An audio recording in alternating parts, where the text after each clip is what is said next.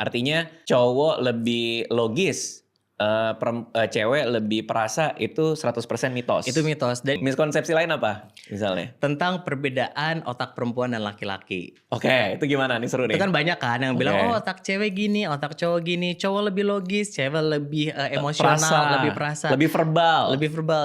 Kalau misalkan kemampuan verbal, kayak kalau nggak salah, aku juga lupa, ini tolong dicek juga nanti. Kalau nggak salah memang ada kecenderungan perempuan itu kemampuan verbalnya lebih cepat daripada laki-laki. Oke. Tapi kalau untuk masalah lebih logis dan lebih emosional, itu juga mitos. 100% salah. 100% salah. Karena Oke. gini, di neuroscience sendiri, apalagi sekarang ya neuroscience modern, kita tuh lebih ngelihat variabilitas antar individu. Jadi perbedaan antar individu itu jauh lebih penting daripada perbedaan seksual, perbedaan jenis kelamin.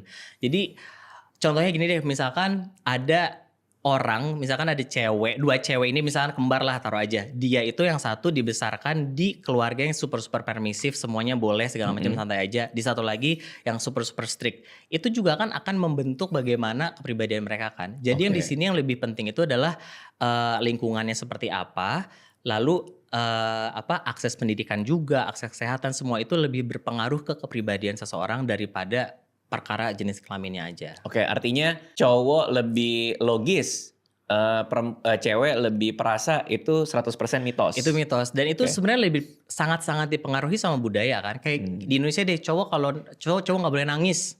Itu kan sebenarnya kan ruang anak laki-laki untuk mengekspresikan emosinya secara sehat. Menangis itu sehat, sedih itu sehat, sedih itu diperbolehkan banget. Bahkan otak kita tuh butuh. Tapi ketika budaya udah bilang cowok tuh nggak boleh nangis, cowok tuh nggak boleh cengeng gitu. Itu kan membatasi ruang si anak itu untuk mengekspresikan dirinya.